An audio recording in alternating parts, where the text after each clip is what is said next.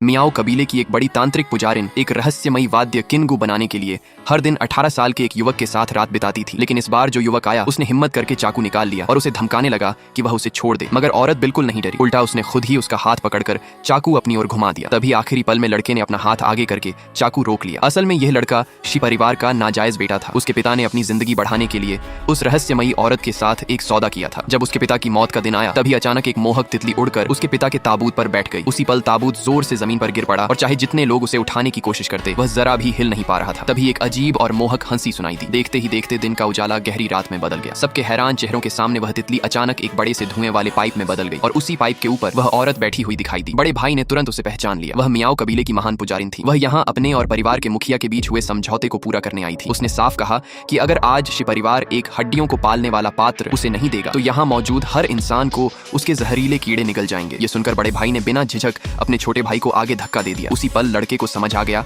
कि उसके पिता ने उसे घर इसलिए वापस लाया था क्योंकि वह उसे अपनी उम्र बढ़ाने के लिए एक साधन बनाना चाहते थे। लड़का जानता था कि अगर किसी इंसान को हड्डियों का पात्र बना दिया जाए तो उसका अंत बेहद दर्दनाक होता है। इसलिए वह जोर जोर से छटपटाने लगा। लेकिन औरत ने बस एक अजीब सी चीज उसके सामने दिखाई और वह तुरंत बेहोश हो गया। जब लड़के को दोबारा होश आया तो उसने खुद को मियाओ कबीले के गहरे इलाके में पाया। महान पुजारिन एक रहस्यमयी नृत्य कर रही थी और जैसे ही उसका नृत्य खत्म हुआ लड़के को अपने सीने में एक कीड़े का कोकून उगता हुआ महसूस हुआ। लेकिन अगर उसे भविष्य का गुकिंग यानी कीड़ों का राजा बनाना था तो उस औरत को पहले उसे अपने प्यार में पूरी तरह पागल करना पड़ता। मगर लड़का किसी का खिलौना बनना नहीं चाहता था। अगले ही दिन मौका मिलते ही वह जंगल की ओर भाग निकला। वह कई घंटों तक भागता रहा लेकिन अजीब बात यह थी कि वह बार बार घूमकर उसी जगह वापस आ जाता। तभी चारों ओर अचानक घना कोहरा